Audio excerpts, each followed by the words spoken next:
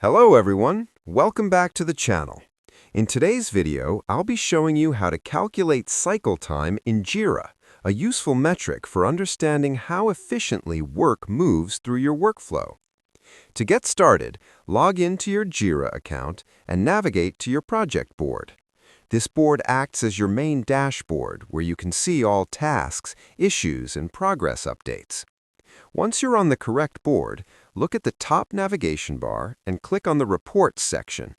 From the list of available reports, select the Cycle Time report. This report helps you understand how long work items take to move through different stages of your workflow and can highlight areas where improvements may be needed.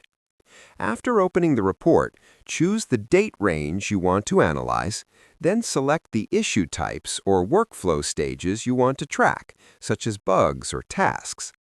Based on these selections, Jira will automatically display the average cycle time using a control chart, which visually shows trends in your team's speed and consistency over time.